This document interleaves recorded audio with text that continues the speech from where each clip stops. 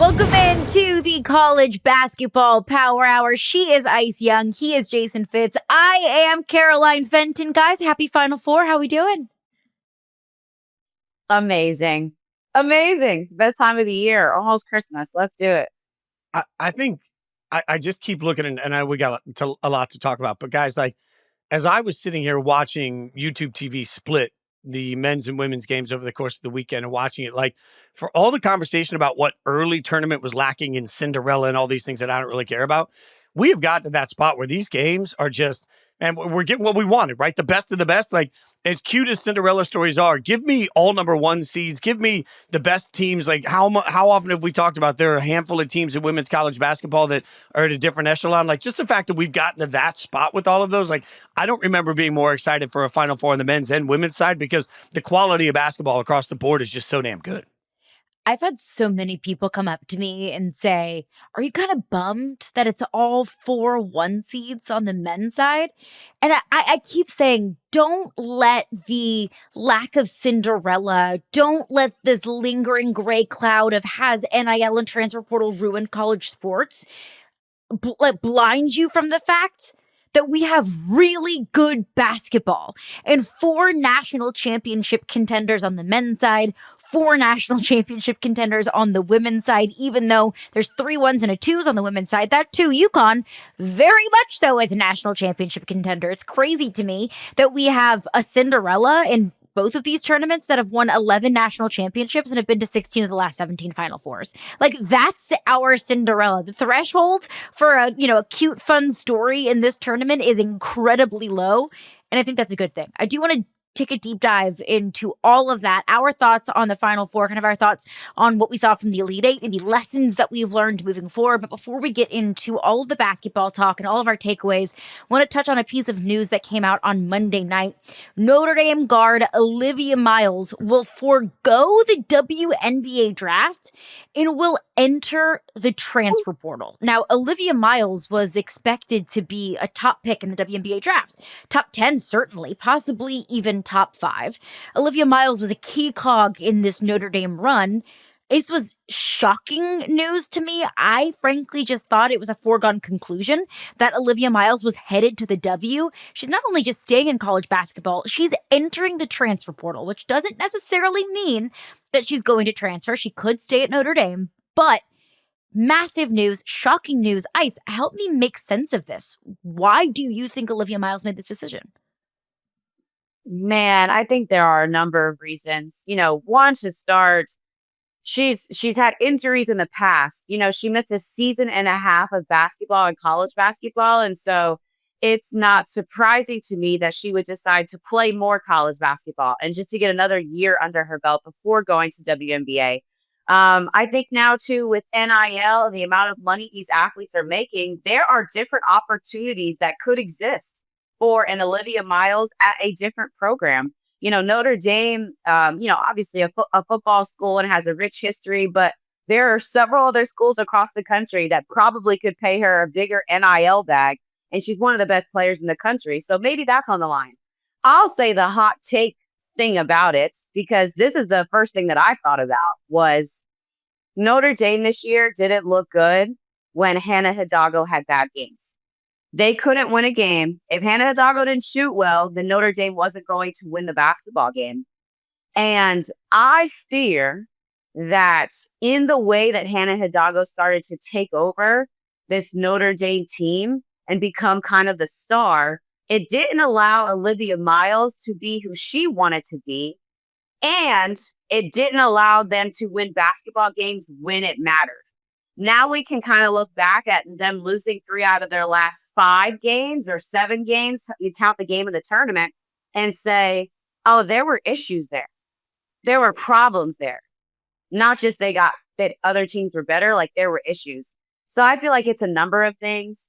I'm honestly particularly happy because I think that Olivia Miles could use another year in college basketball before she entered the WNBA. I'm sad that it won't be with Notre Dame because you felt like her and Niele Ivey and Hannah Hidalgo and company, you just felt like that was a family that wasn't going to be broken up. But we're in a new age. Players have choices. She should explore her options and figure out what's best for her. I certainly think, though, if you're not looking at the basketball aspect of it and saying, man, clearly she's not happy. And what's the reason being? I see it as like Notre Dame making 3 straight Sweet 16s, she not having, maybe the season that she wanted to have. And maybe it was tough to blend her and Hannah. Look, and if Notre Dame wants to keep her, they can put their money where their mouth is, right? Like that's part of it because she's in the portal, so she's exploring her options. And I think what we have to acknowledge here is, without taking a slight to any league, it's not the same going to the W that it is to the NBA because it simply doesn't start the contract countdown the same way.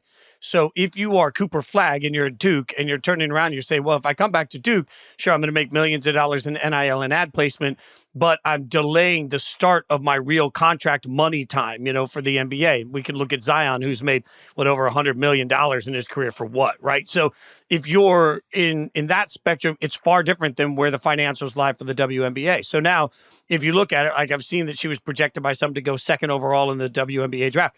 I guess my question is, where does she have more platform as it exists right now? Is she more marketable to grow sort of her bank account, her brand, everything else at, let's say, Notre Dame, or in Seattle playing in the W? The answer to that is clearly Notre Dame. Like there is still a draw and a power to what we pay attention to in women's college basketball. So I think this is sort of a statement to where financials are now for the women's game. It's a statement to where financials aren't yet for the WNBA. That's just fact. It's a statement for how much money can be made. We're all seeing these Gatorade ads over and over and over. If you become one of the true faces of women's college basketball, you are going to start making ad money day one. It's tougher to do that in the WNBA. So I think there's a lot of reasons outside of basketball that play to why Olivia could make a decision like this.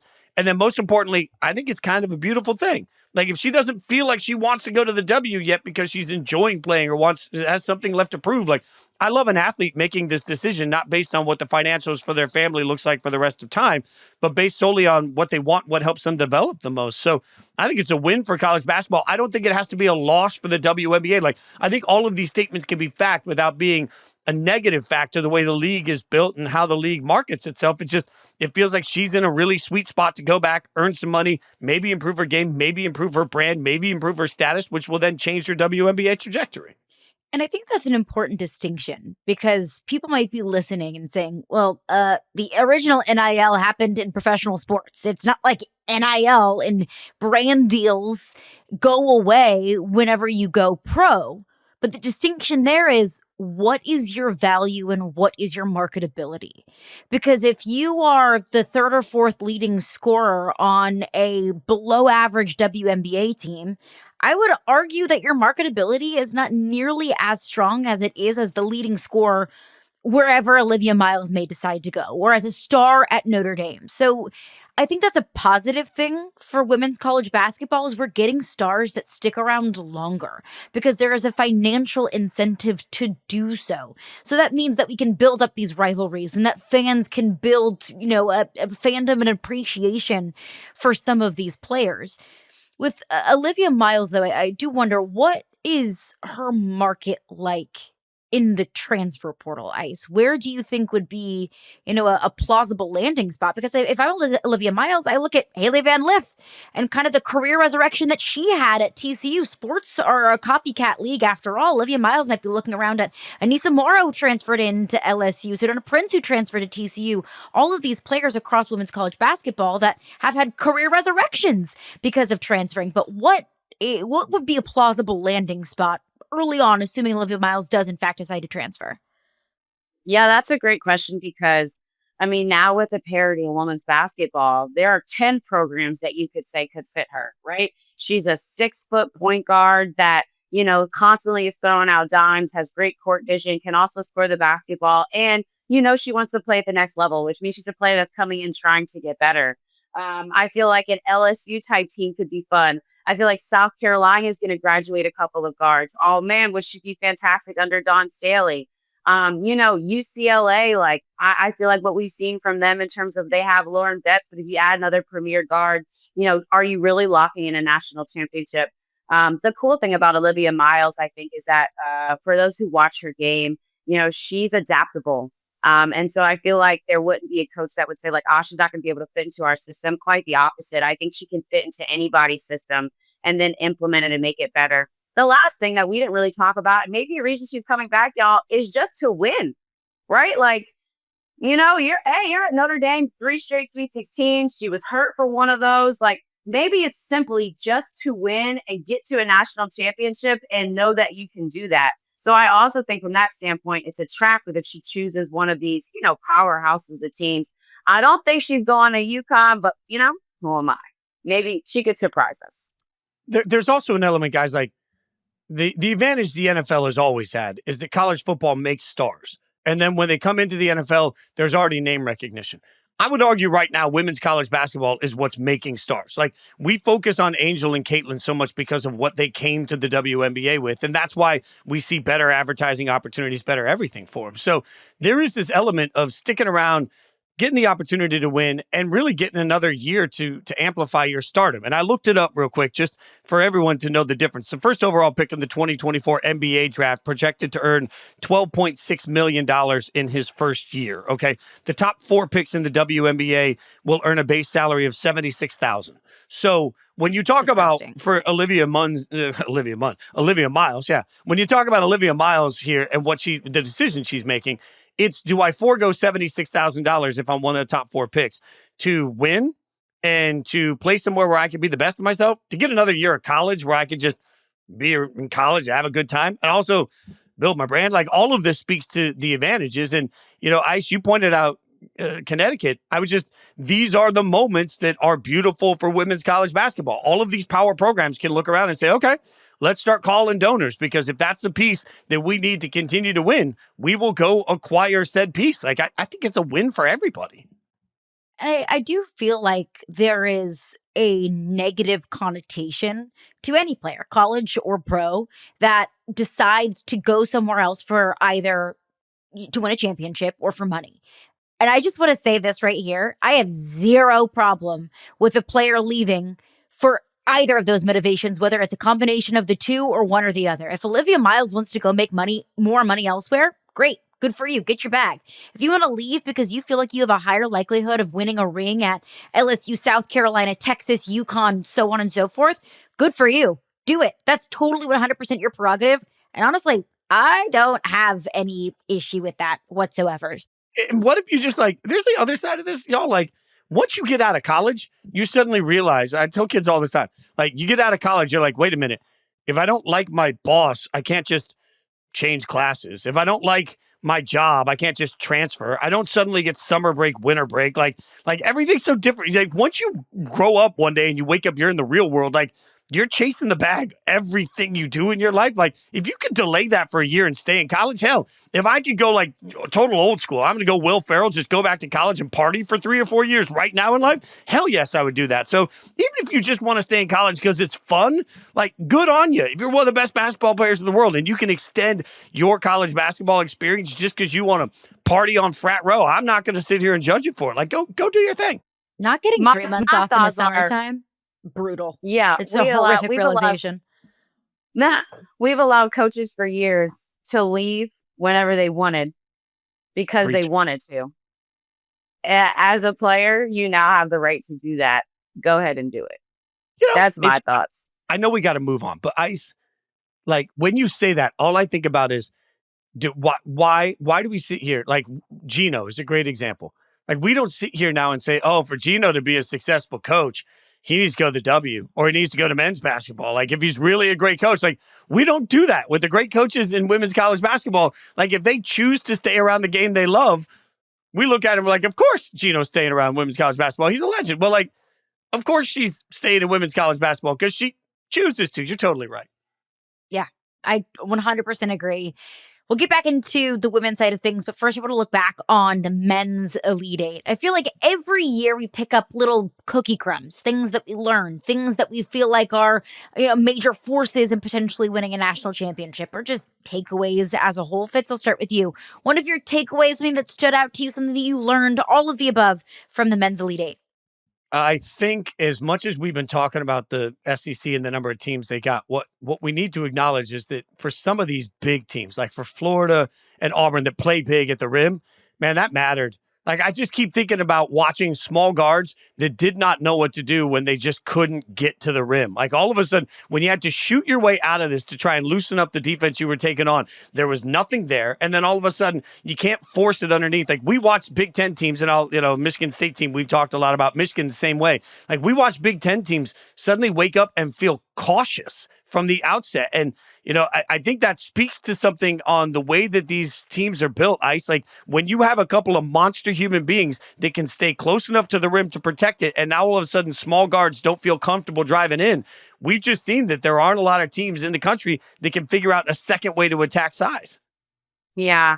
When you're closing down space so quickly, and, it seems like you've got 6 players on the court at one time versus the other team's 5, it's just hard to play against. And I think what we're seeing from the SEC teams, yes, that are in the Final Four in Auburn and Florida, but even in the Elite Eight was just like their style, size, athleticism made the game seem so much smaller than other teams had played against, different opponents because of their lack of size.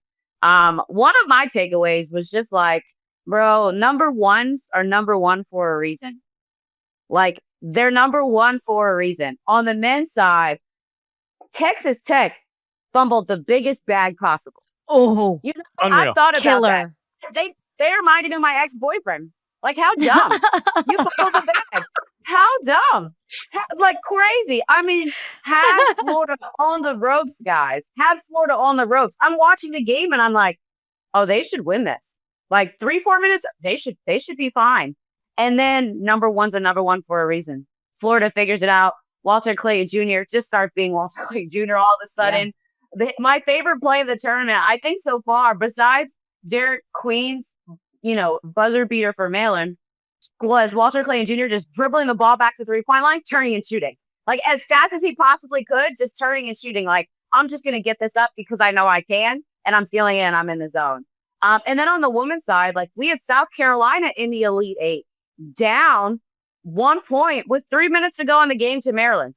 And you felt like it's a Maryland team coached by Brenda Freese, who's gotten to Elite Eights before. And you're kind of like, man, I don't know if I don't know if South Carolina has it. And then 2 minutes later, they're up by 6 points. And you're like, number ones are number ones for a reason. They know how to win this time of year. They figured it out. I didn't think either team was going to figure it out, to be quite honest. I was like, we got upsets. How fun. And then 2 minutes later, I'm like, oh, nope. Let me shut up. I mean, Ice, can't we double down at this point and say, like, everybody's quick to tell you when the tournament brackets come out how terrible the committee is. I think the way this bracket played out speaks to the fact that this year's committee did a spectacular job. The teams were appropriately ranked all over the place. Like, for all of the conversation of who belonged in and who didn't belong in, what do we see? Like, the 1s and 2s were better than everybody. The 3s felt like they were appropriately seated as 3s. Like, it's just, I keep watching this thinking, now the committee both committees hit home runs in the way that they seated this thing, because the tournament worked out exactly the way it should. And here I sat saying, well, my God, Florida's going to have to get through UConn, then a tough Maryland team, and then they had to get through like, Florida has only stood up to every challenge that the committee gave them and been like, nah, we're good. We got this. So, like, I think statements have been made by the number 1 overall seeds. And also, the committee might want to come out, pour one out, and tell everybody that we owe them a big old apology. I'm glad I'm not on the committee, because I would come out and tell the entire basketball world to kiss my ass based on what you had to say a month ago versus based on where we sit right now. Which is fair. And it also, that thought process, because I 100% agree, made me laugh whenever I heard Nate Oates after losing to Duke. Honestly, getting their butts whooped by Duke. Nate Oates said, well, our path would have been easier had we been a 1 seed. And he said it in more or less words. Like, I don't think that was a direct quote. But essentially, his thought was, our path would have been easier if we were a 1 seed. That's why we need to work harder in the regular season to earn a 1 seed. And I thought, Nate, brother, like, I don't think that you got beat because you were a 2. I think you got beat because you ran into a buzzsaw that is Cooper, Flagg, and Duke, and they played a completely different level of defense than we've seen from them throughout the entirety of the tournament. So no, I don't think it's the fact that you had a 2 next to your name. I think you just played a team that was better than you, and very rightfully so deserved to be a 1 seed. So yeah, seeding 100% correct. How stinking good. Like, think about Duke. Think about Houston. I mean, somebody tell me the fatal flaw of Houston. Houston, you're right, Fitz. Let's talk about it. Where are the flaws? Where are the flaws? I don't know. They don't exist. Can't They find don't them. exist. Someone asked me to power rank the 4 teams on the men's side in the Final Four. And my brain literally short fused. I was like, I don't know. I don't know. I guess after I watched Duke Alabama, I was like, Duke's the best team in this tournament. And then I watched Houston hold Tennessee to 15 first half points, and I was like, wait. Maybe Houston's the best team? And then watching Florida and their entire run throughout the tournament, close call against Texas Tech, but finding a way to win. Like, I think that there is very, very strong and fair arguments for all 4 of these teams to be the best team in the field.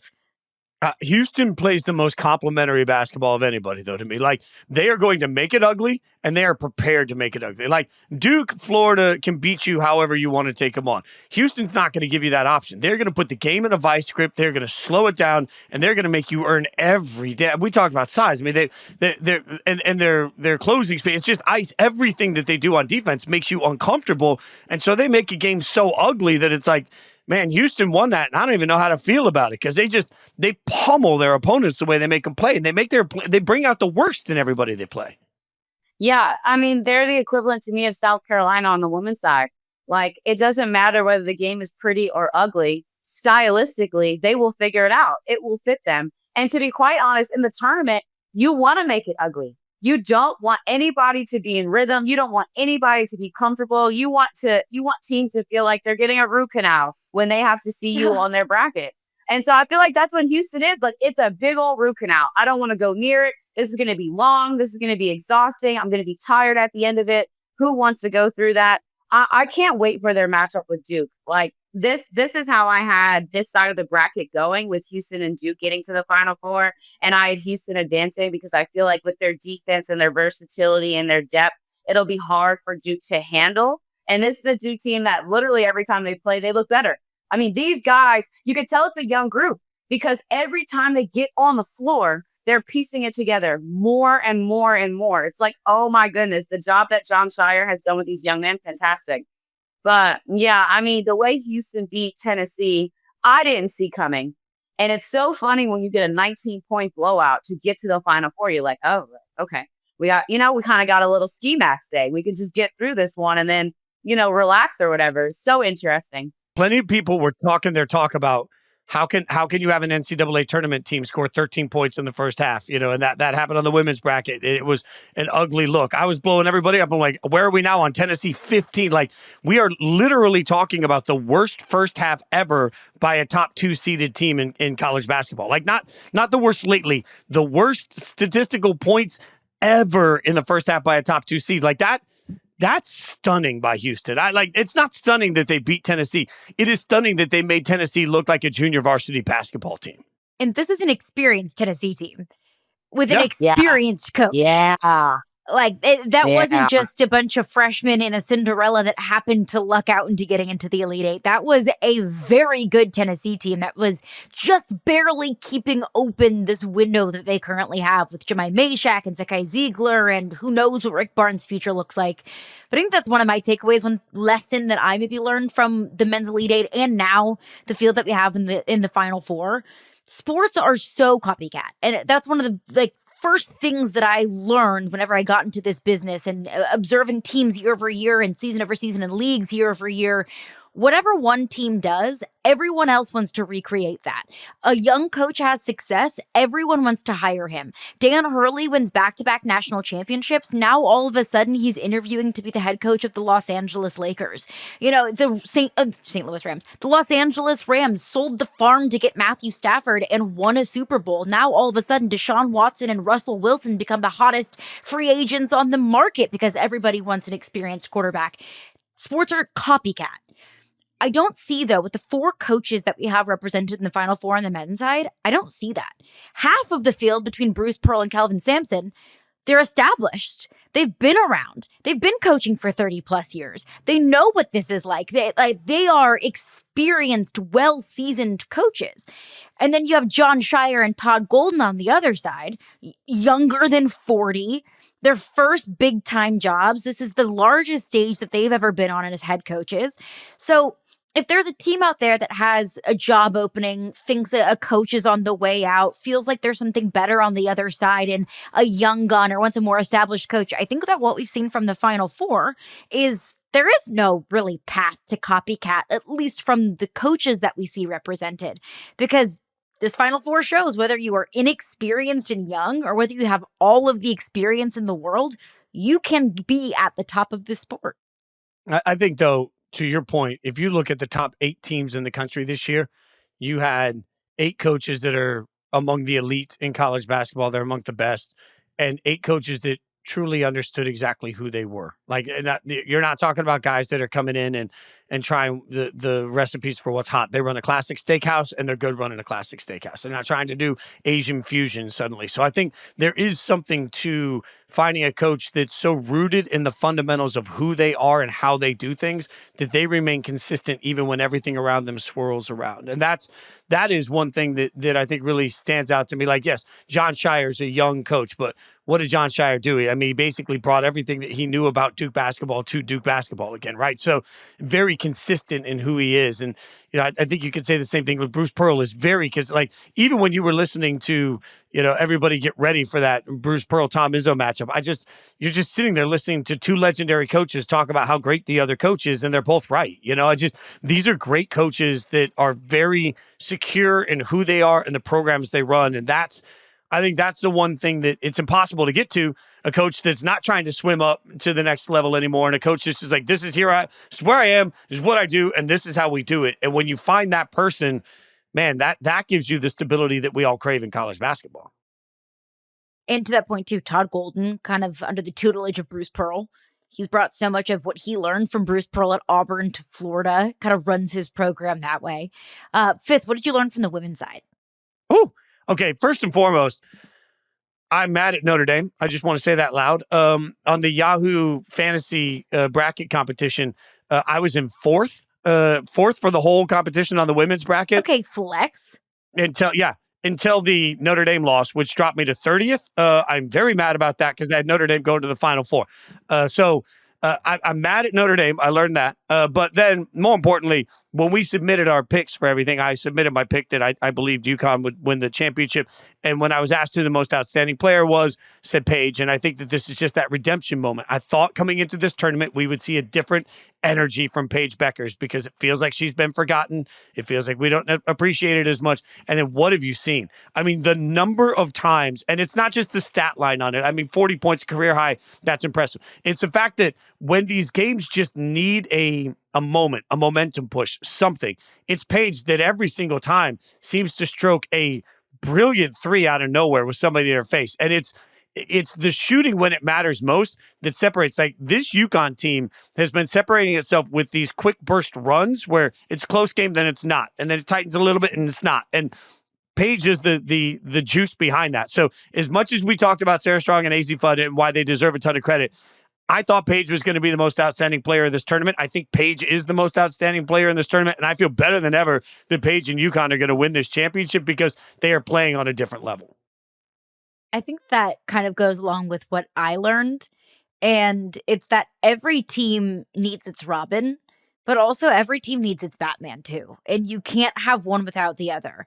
I mean, we see that with Rory Harmon and Madison Booker. I mean, against TCU, Madison Booker was silent in the first half. It was Rory Harmon that carried a majority of the offensive load. In the second half, when TCU was wearing them down a little bit and they were getting it closer, then Madison Booker did Madison Booker things. We see the same thing with Paige Bueckers and Sarah Strong and AZ Flood. Really, Sarah Strong in the tournament has been outstanding, which is even more impressive considering this is her very first tournament ever.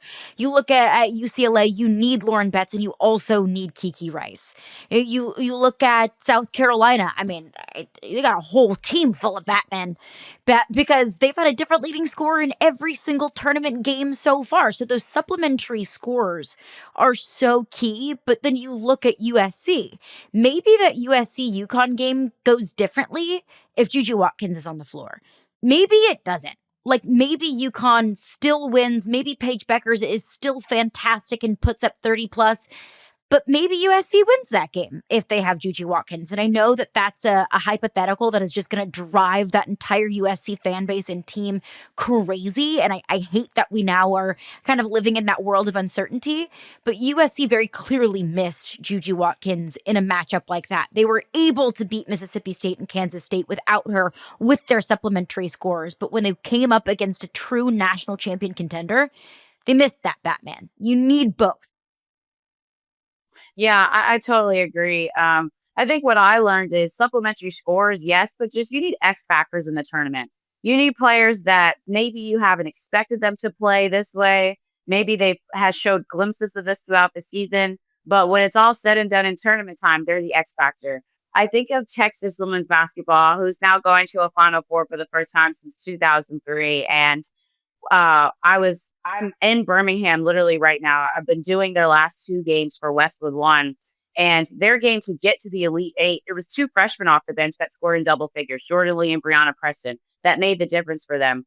Their game last night to get to the Final Four, it's Kyla Oldacre, their backup big that came into the game, gave Sedona Prince a tough time. She only scored 4 points, didn't get in double figures, didn't have double figure numbers in rebounding, and it's an X factor big. And I'm talking to Vic Schaefer, and I'm like, Coach, like, how do you get it every time where your players off the bench are so ready to make huge impacts in game-to-game situations? And both times, it's because the game called for more guards, that the freshman guard stood up, right? The game called for more bigs, so the big stood up. And he's just like, we stay primed and we stay ready. I even think about USC. Like, I don't know if you would have told me if Juju got hurt, that they would win 2 games in the tournament without her. I wouldn't have banked on that. I 100% probably would have banked on a blanket upset. But Avery Howe, like Kennedy Smith, those 2 freshmen combined and had double figures to get them to the Elite Eight games. So to me, it's all about the X factors this time of year. Yes, like I Fitz, you talking about Paige, and I'm just like, proud of Paige, because she's like our basketball child that we've all grown up and see and blossomed. But this is it right now. Like, the best basketball that Paige can play in her career is going to happen right now. We're going to see it right now because we know that the next level is going to get doubly hard. And then she's going to be a rookie again and she's going to have to figure it out. But I think the X factors for me, at least on the women's side, have been the difference. And the stars are going off cool, but who's coming off the bench and really making a difference? Who's coming off the bench and really doing something that's going to shock the world? And I just love players that are ready when their names are called. And that's, I think, what makes UConn feel like the Cinderella in a world where we don't have a Cinderella. And it's crazy to call UConn a Cinderella when they've won 11 national championships and they've been to 16 of the last 17 Final Fours, and they have the best player in the sport. But Paige's story that we've all followed, that we've all fell in love with, this run feels very Cinderella-esque, doing it for her. So yeah, I totally agree there. Coming up next, we'll look ahead to the Final Four. Look, I'm dramatic and I'm incredibly hyperbolic, but I don't think I'm being hyperbolic in saying that we're getting the best ever. And we'll explain why coming up next. So we've talked a lot about how we've 4-1 seeds in the Final Four. I love it. I think it's great, and I think it's refreshing that we get the 4 best teams in the sport competing for a national championship. But just to add context to just how good this Final Four is, Matt Norlander of CBS put this tweet out, and it is the top 10 teams in KenPom of all time. Duke this season is number 2. Houston this season is 6. Florida's 8. Auburn is 10. That's not KenPom rankings this year. That is KenPom rankings of all time, going back to the 1996-97 season. So over the last 28 years, we have KenPom ratings and data and numbers that have all been crunched.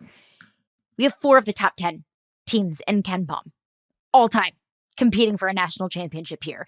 I almost feel like it's unfair to these teams that 3 of them are going to fall short of a national championship. But from our perspective, from a fan's perspective, from people who get to talk about the sport for a living like we do, Fitz, I feel so lucky that we may just witness the greatest Final Four in the history of the NCAA tournament.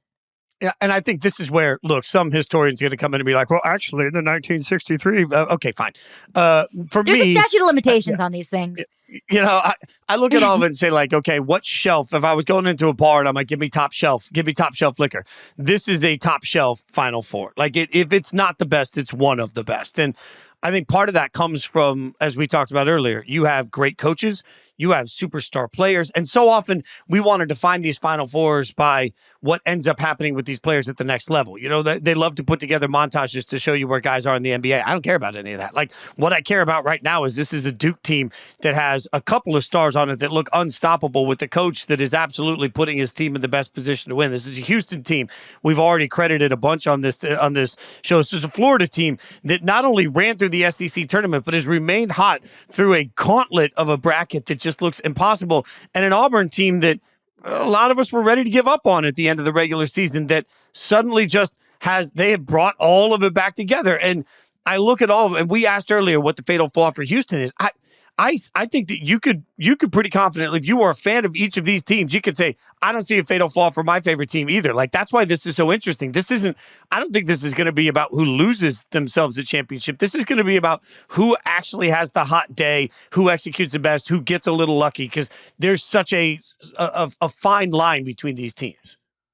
Oh, yeah. I mean, I think the best thing is that across the board, there's no talent discrepancy with either of these teams. Everybody's equally talented. Everybody's got depth. Everybody has size. Everybody has ran through their conference and has been battle tested. We talked about Florida and Auburn all year because of the SEC. We chatted about how Houston ran through the Big 12 and had a good challenge. And then obviously we know what Duke has been able to do. To me, too, the coolest aspect of this is seeing that a coach will get his first time national championship. Like, how cool is it that none of these coaches have won a national championship? Like, we all here for the first time. We're all trying to do this thing for the first time. And I think it makes it for like an interesting story. We knew that at some point we were going to see an SEC matchup again, probably in the Elite Eight or in the Final Four. I love that it ended up with Florida and Auburn. I just think it's going to make for more interesting storylines. And when you face a familiar foe again this late in the season, how cool is that going to be? And then just tons of storylines for Houston and Duke. I love that it's all number ones, not because the committee was right, but because the number ones took care of business. They came into the tournament and were like, we're number one. We worked this hard for this seeding. Now let's show people why we are number one. And I just expect it to be great basketball. I'm with you. Like, I think these games are going to be close. I think they're going to be down to the wire. I think at the end of the day, somebody will probably get out-coached, which is also exciting to watch. I don't know about you, but I love to see when a coach gets out-coached and they got to figure it out. And it's like, yeah, you just had in the wrong player at that time. You're going to take this L. But these games are going to be good. And I'm just excited to see a coach for the first time get a national championship. I kind of love giving two Final Four coaches days to prepare for an opponent that they've seen a couple of times. Like, that is such the line on, am I going to overthink it? Am I just going to do what works? Wait, they're going to be ready for that. Do I do something else? Like, the line for a coach on we just do what we do versus we're going to stop what they do gets so difficult when you're talking about seeing a team again. And so I think that it's an incredible opportunity to see two guys just go in the lab with their teams on a familiar opponent. For anyone that hates that because we're seeing common opponent again, I love the fact that it lets you elevate. I don't need to see a matchup again if the first time or times we saw it wasn't that great. Sign me up for another Auburn and Florida matchup. When Florida got the best of Auburn in their own house, like, give me that again. Give me Bruce Pearl versus Todd Golden, kind of the master and the sensei, the teacher and the student. I talked to Todd Golden this morning. He said, yeah, I talk to Stephen Pearl like every single day. I talk to Bruce throughout the season like once every couple of weeks. Like, we are tight. We are friends. And he says he carries so much of what he learned from Bruce Pearl into his coaching style. So that kind of dynamic there. And I asked him, I was like, does that make it almost easier because you're familiar with them? Does it make it more awkward because you're so familiar with them? And he's like, yeah, it's a mixture of both. Like, I know Bruce, I know his coaching style, I know what he wants to do, I know what he doesn't want to do, but also it's like having that kind of familiarity maybe leads you to overthink things. So I love that we're seeing that. We're also seeing it in the women's side as well. We get South Carolina, Texas for a fourth time. Fourth time Unbelievable. this season. Unbelievable. I mean, we get Dawn Staley and Vic Schaefer again in the Final Four. I mean, give guys, it to like, me. are we at all concerned that South Carolina has struggled at times in this tournament? Like, that you get credit for winning close games, but we got a couple of them in a row that have been like, man, it's coming down to the wire. Like, I'm starting to get a little nervous about South Carolina. Yo, my mom literally texts me probably in every fourth quarter of a South Carolina game. And I'm from South Jersey, you know, so Dawn Staley, like, is from Philly, coached in Philly. So, like, we've always kind of just rooted for her. And I swear to you, my mom texts me every fourth quarter of this tournament, besides, like, the first two games, it was like, they're making me nervous. Like, they're making me nervous. Yeah, seriously. One, you know, they had some tough draws. Like, seeing Indiana to get to a Sweet 16, not a fun game. Two, I think Brenda Freeze and Maryland put together a very good game plan against them to make it a close game. You know, the other thing about South Carolina is, you know, Dawn Staley is old school. She plays old school basketball. They don't shoot a ton of threes, even though they're one of the best three-point shooting teams in the country. They still throw the ball in the paint a ton. And so sometimes you're looking and you're like, these games are close because they haven't scored almost like as they should. You know, they're not knocking down 10 threes a game and like shooting at a high clip. They're just kind of beating you in an old school way. I don't think there's a need to be hesitant or cautious or nervous about South Carolina in the Final Four. First of all, they're 21-1 in the last NCAA. Ridiculous. Like, that's ridiculous. Insane. That's insane. Yeah, ridiculous. Players like Malaysia Fuwiley and Tessa Thompson only know how to win this time of year. They were undefeated last year. So I think teams around them are getting better and they're scouting them better and they're giving them better challenges and game plans. But I just think too, like, number one's a number one for a reason. They figure out how to win. They figure out how to grind it out. And, you know, as I look at the women's side, South Carolina and Texas, UCLA and UConn, I just can't help but think that we're going to get a UConn and South Carolina final and championship. And I don't know. You talked about Dawn Staley and Vic Schaefer. I don't know what's a better matchup than Dawn Staley and Gino Auriemma. You know, that is just like the premier coaches that you want to see. You know, the teams have the talent. You know now the history behind the program so that they have an expectation to win a Final Four.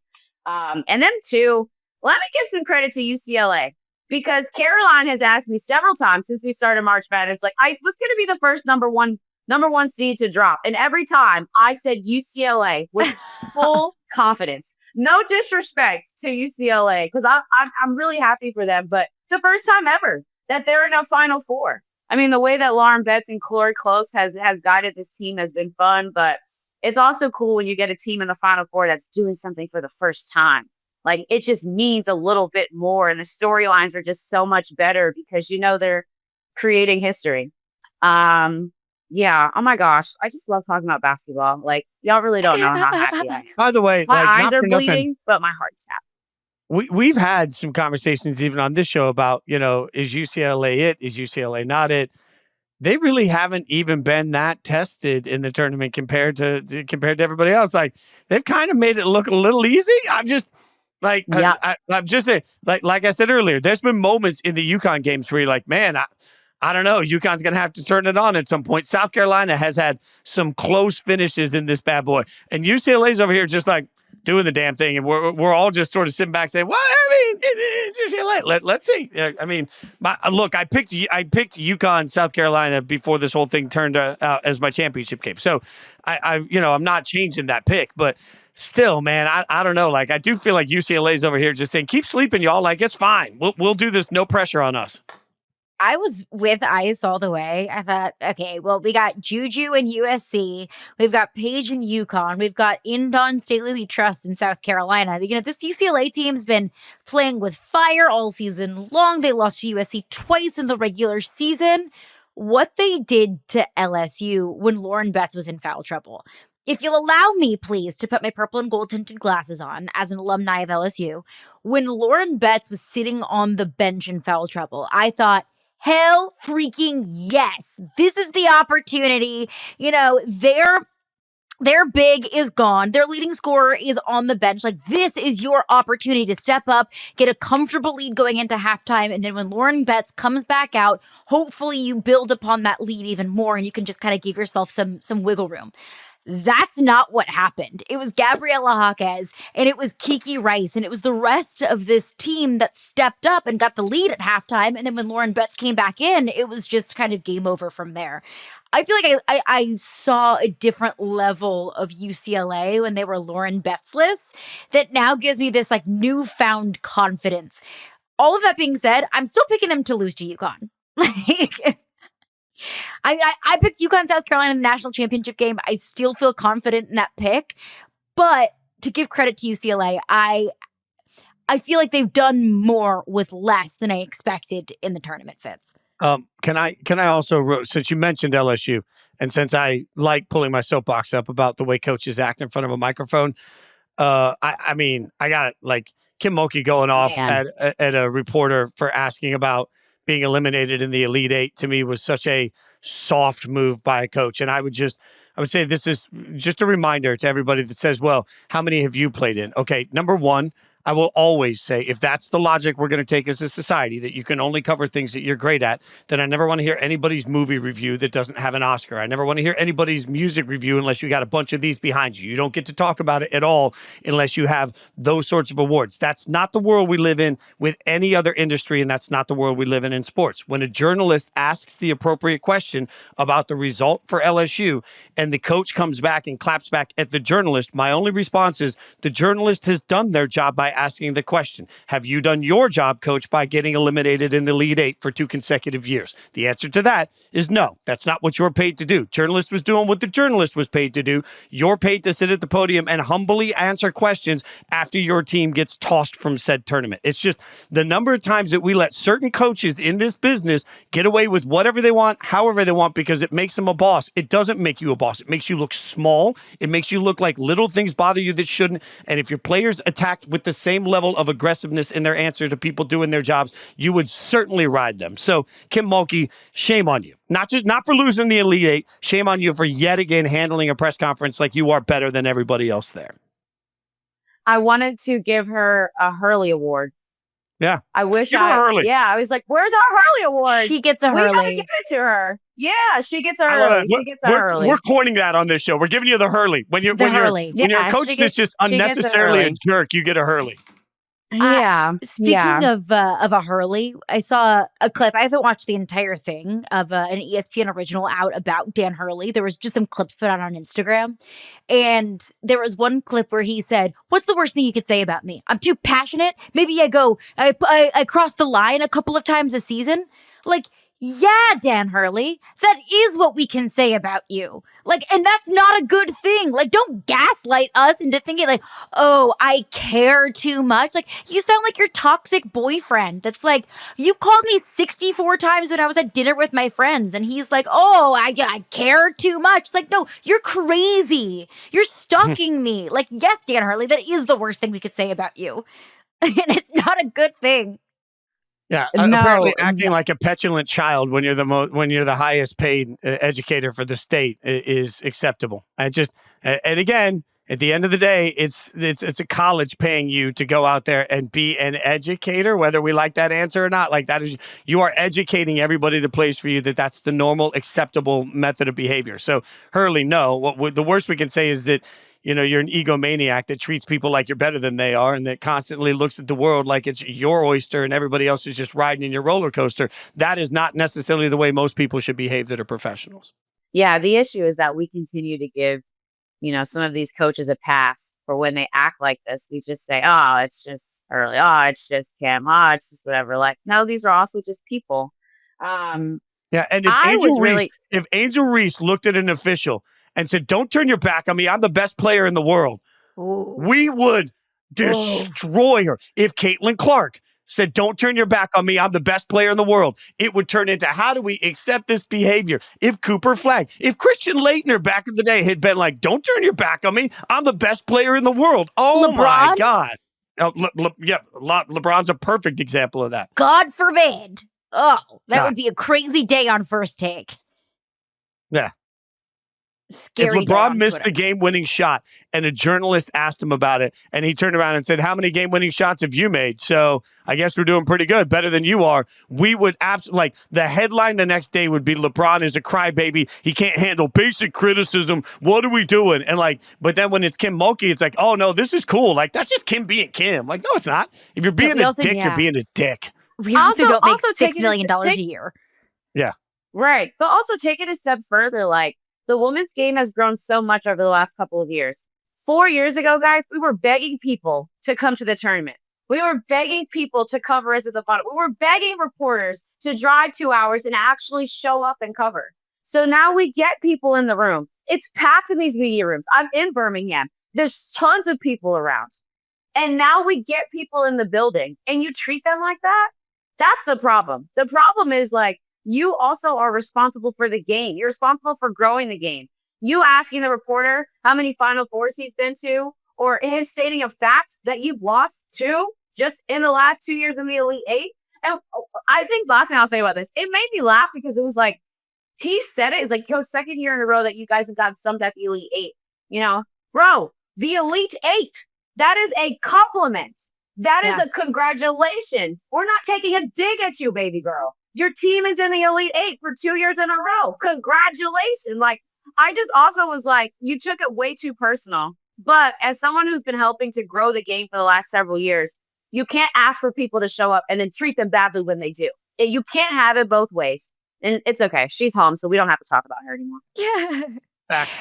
And look, saying, hey, that's just Kim. Hey, that's Dan Hurley. That's an excuse or an explanation, and not an excuse. It's an explanation of this is how Kim Mulkey is. That doesn't excuse it at all, but that is what she is. That's who she is. That's how she treats people. She is not going to change anytime soon, whether we like it or you like it or not. That is not an excuse. That is simply... I think I just got an Amazon package. That is simply No, I think that's somebody delivering a Hurley. That's Kim Mulkey. I want a trophy. She's listening. Kim Mulkey coming in. She's coming. She's like, bang, We're bang, going full Pee Wee open Herman. up. Y'all are too young to remember this. For you.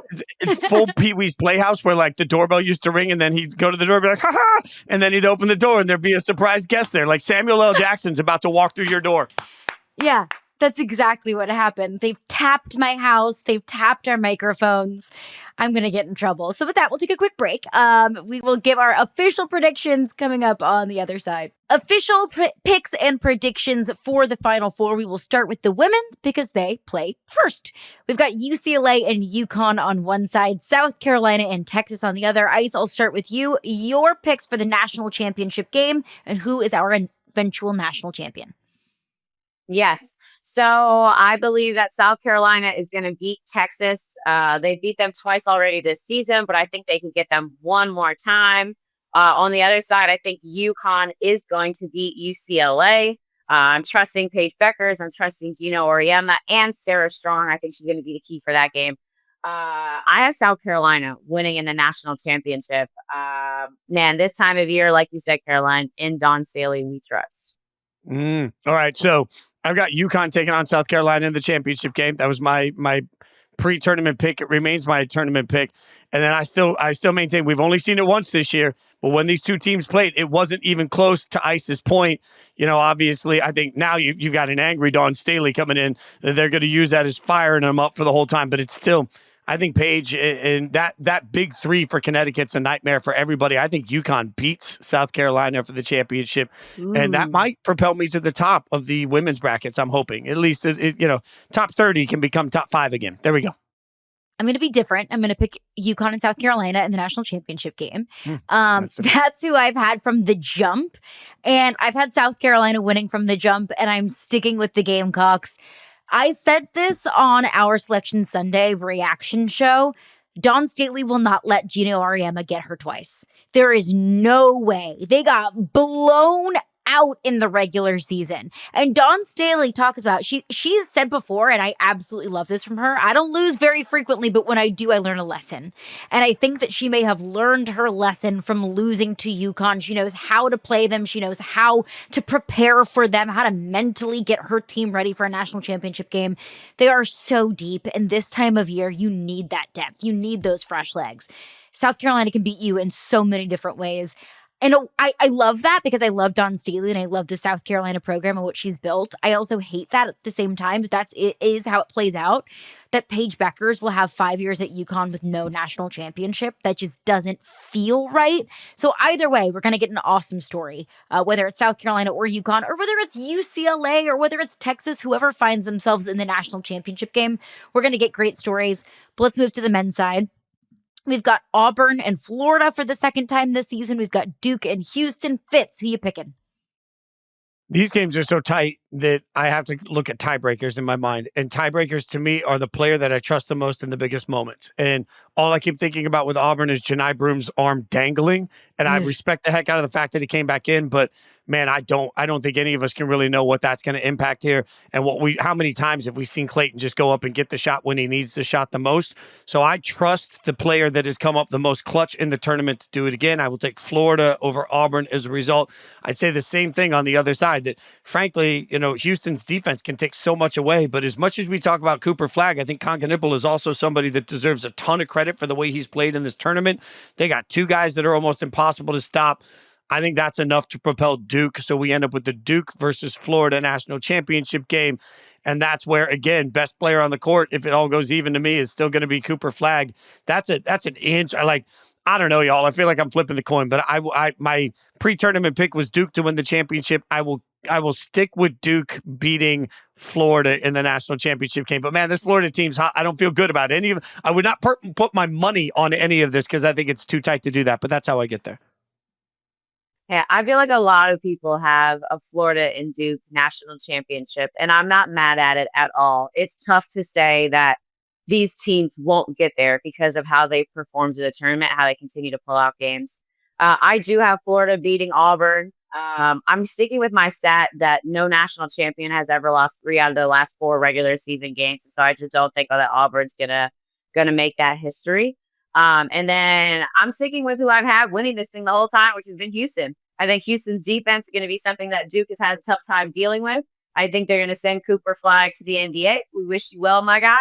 And then I think they're going to beat Florida. I kind of believe in just their style of play, the fact that they can make it ugly and they don't have to win it in a pretty way. They don't have to knock down a bunch of threes or whatever else.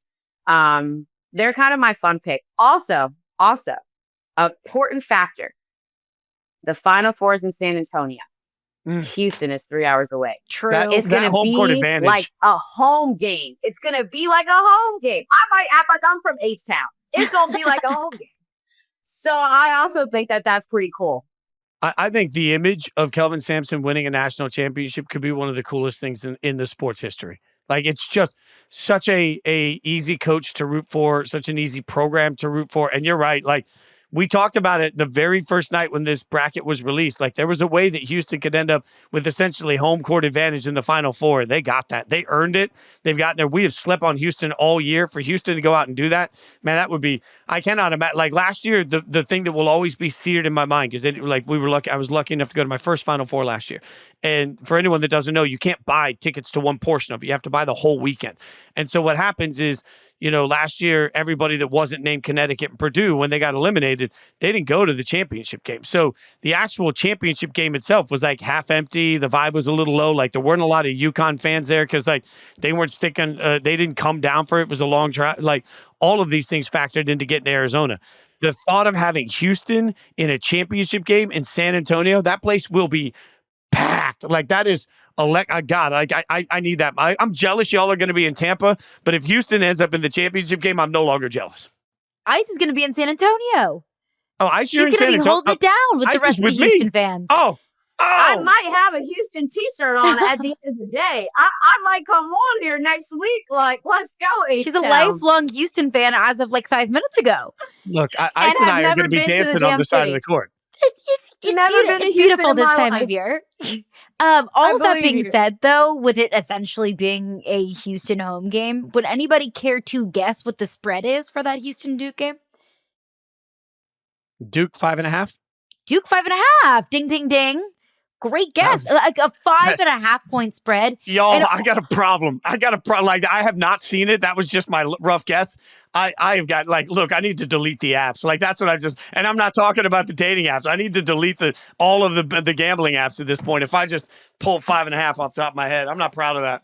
Whenever you grow up in Vegas, do you have like a mental sports book just ingrained into your DNA? No, you learn the opposite. Like, my parents were always like, don't gamble, you will lose. Like, they don't build these casinos by accident. Like, they win your money. And damn it, they're right. Like, I got into the tournament and I was like, you know what? I'm just going to put some fun money in here. And it's no longer fun. Like, none of that money is fun. It's all just gone. I should have just given it to charity. But all of that being like a 5.5 point favorite in the Final Four after Houston just held Tennessee to, I believe, their season low, 15 points in the first half. That feels a wee bit disrespectful. I'm going to take Houston to beat Duke pre-tournament. I had Duke and Florida in the national championship game. After I watched what Houston did to Tennessee, I am riding the Cougs. It is Houston to the national championship, but that's where it stops for me. Florida's my national champion. Yes, Carolina. Yes, Carolina. You are the only 10 iced tea. Let's go. Houston. Let's go. But yeah, I eventually have everybody Florida in loves the a national Cougar. championship game. Everyone loves a Cougar. Who doesn't? That's all I'll say. Rare. Well, that is going to do it for us today. Like we said, Ice and Fitz will be in San Antonio. I will be in Tampa, so we'll have full coverage to all of the action. We'll have press conference reactions. We'll have game previews, game reactions, all of those live on site. So make sure to keep it right here on Yahoo Sports for all of those. You can follow Fitz at Jason Fitz on Twitter. She is at IceYoung23. You can find me at Caroline Fenton 1. Always appreciate y'all stopping by the podcast. If you're new here, welcome in. Give us a like, give us a subscribe, give us a review. If you are a repeat listener, always appreciate you. Do the same. Make sure that you subscribe on YouTube and on your preferred podcast platform, and tell all of your friends. Tell Kim Mulkey, because she might still just be waiting at my front door. We'll be back next week to recap the national championship games. We're out.